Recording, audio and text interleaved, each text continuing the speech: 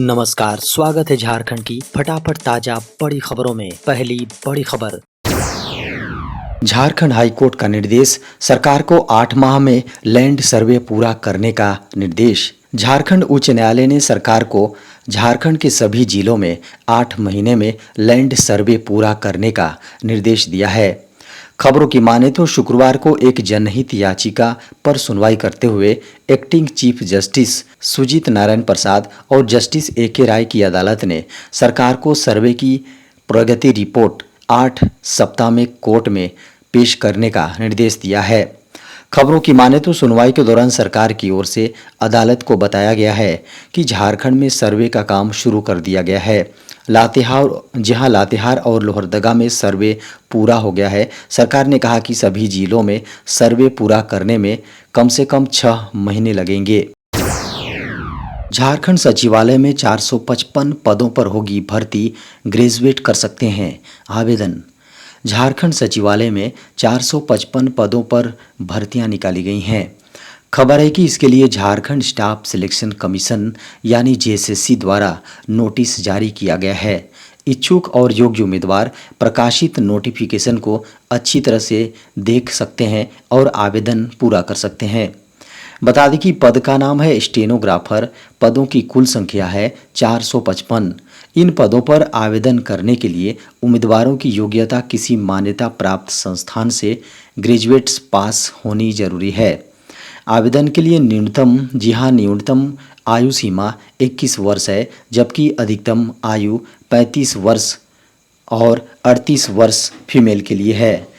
भर्ती नोटिफिकेशन के अनुसार इन पदों पर उम्मीदवारों का चयन टेस्ट के द्वारा होगा। इच्छुक उम्मीदवार जेएसएससी यानी झारखंड स्टाफ सिलेक्शन कमीशन की वेबसाइट पर जाकर नोटिस को देख सकते हैं और आवेदन कर सकते हैं। 18 अगस्त से खाते में आएंगे झारखंड मुख्यमंत्री मैया सम्मान योजना की राशि। झारखंड की हेमंत सोरेन सरकार ने रक्षाबंधन से पूर्व झारखंड की महिलाओं को बड़ी सौगात देने की घोषणा की है। खबरों की माने तो झारखंड के सीएम हेमंत सोरेन ने कहा है कि रक्षाबंधन की पूर्व संध्या पर झारखंड की बहनों के खाते में रुपए आने लगेंगे। झारखंड में महिलाओं को सशक्त बनाने के लिए शुरू की गई हेमंत सोरेन सरकार की झारखंड मुख्यमंत्री मैया सम्मान योजना के लिए महिलाएं 18 अगस्त 2024 तक आवेदन कर सकेंगी। बता दें कि इसी दिन से चयनित लाभुकों के खाते में 1000 रुपये आने भी शुरू हो जाएंगे। झारखंड के मुख्यमंत्री हेमंत सोरेन ने झारखंड के अधिकारियों को निर्देश दिया है कि झारखंड मुख्यमंत्री मैया सम्मान योजना के लिए महिलाओं से आवेदन लेने के लिए विशेष शिविर को 18 अगस्त तक जारी रखें। झारखंड में 17 और 18 अगस्त को भारी बारिश की संभावना। झारखंड में 17 और 18 अगस्त को भारी से भारी बारिश की संभावना जताई गई है। खबर है कि मौसम विभाग की ओर से इसको लेकर रेड अलर्ट जारी किया गया है। बता दें कि झारखंड में एक सप्ताह से सुस्त पड़ा मौसम फिर से सक्रिय हो सकता है। मौसम विभाग के अनुसार मानसून की टर्फ लाइन श्री गंगानगर, रोहतक, दिल्ली, कानपुर, पुरुलिया होते हुए दीघा तक बना हुआ है। बता दें कि जिसके कारण से कई जिलों में बारिश हो सकती है। वहीं अब मौसम विभाग के द्वारा 17 और 18 अगस्त को भारी से भारी बारिश का पूर्वानुमान लगाया है। खबर है कि इस 2 दिन में 64.5 मिलीमीटर से 115.5 मिलीमीटर तक बारिश हो सकती है। बता दें कि इसे लेकर ऑरेंज अलर्ट भी जारी किया गया है। मौसम विभाग का कहना है कि इस 2 दिन की बारिश का असर 19 अगस्त को भी देखने को मिलेगा। झारखंड में अक्टूबर तक भरे जाएंगे 35,000 पद। झारखंड में 78वें स्वतंत्रता दिवस के अवसर पर झारखंड के मुख्यमंत्री हेमंत सोरेन ने फिर से अपने रोजगार देने के वादों को दोहराया है।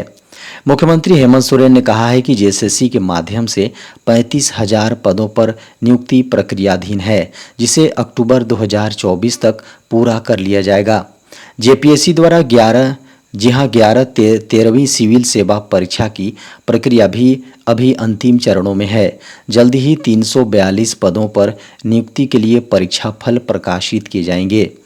मुख्यमंत्री ने कहा है कि पिछले 4.5 वर्षों में उनकी सरकार ने गांव-गांव, घर-घर पहुंचकर जन समस्याओं को सुलझाने का प्रयास किया है। उन्होंने कहा है कि सदियों से शोषित और वंचित झारखंड के आदिवासियों, पिछड़ों, दलितों को उनका हक अधिकार दिलाकर उन्हें यह भरोसा दिलाया है कि झारखंड के विकास में उनकी भी बराबरी की भागीदारी है। लेकिन इस विकास के रास्ते में कई चुनौतियां भी आईं। झारखंड की हेमंत सोरेन सरकार को बड़ा झटका, हाईकोर्ट ने रद्द किया जन सेवकों का ग्रेड पे घटाने का आदेश। झारखंड हाईकोर्ट ने राज्य के जन सेवकों का ग्रेड पे घटाने के खिलाफ दाखिल याचिका पर सुनवाई हुई। सुनवाई के दौरान हाईकोर्ट ने झारखंड सरकार के उस आदेश को निरस्त कर दिया जिसके तहत उनके ग्रेड पे 2400 को घटाकर 2000 कर दिया गया था। अदालत ने कहा है कि जब विज्ञापन और नियमों के आधार पर याचिकाकर्ताओं की नियुक्ति और ग्रेड 2400 पर सेवा में स्थायीकरण किया गया तो ऐसे में अब उनके ग्रेड पे को नहीं घटाया जा सकता है। इस संबंध में अदालत में याचिका दाखिल की गई थी। याचिका में कहा गया है कि सरकार ने वर्ष 2012 में जन सेवकों की नियुक्ति की थी। नियुक्ति पत्र में 2400 रुपये का ग्रेड पे दिया गया था।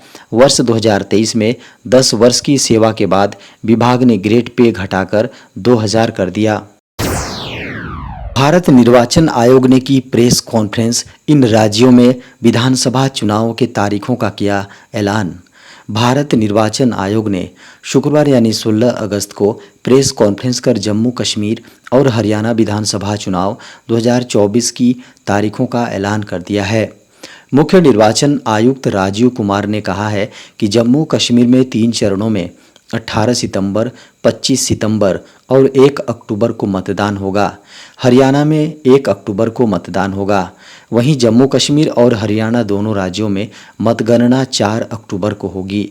उम्मीद की जा रही थी कि झारखंड विधानसभा चुनाव 2024 की तारीखों की भी घोषणा की जाएगी, लेकिन चुनाव आयोग ने कहा है कि वो दो राज्यों में एक साथ चुनाव कराएंगे।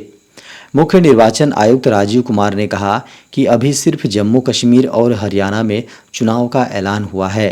देश में इस वक्त कई त्यौहार भी आने वाले हैं। पितृपक्ष, नवरात्रि, दशहरा, दीपावली पड़ने वाले हैं, इसलिए अभी इनका ऐलान नहीं हुआ है। मुख्य चुनाव आयुक्त राजीव कुमार ने कहा, पिछली बार महाराष्ट्र और हरियाणा विधानसभा चुनाव एक साथ हुए थे।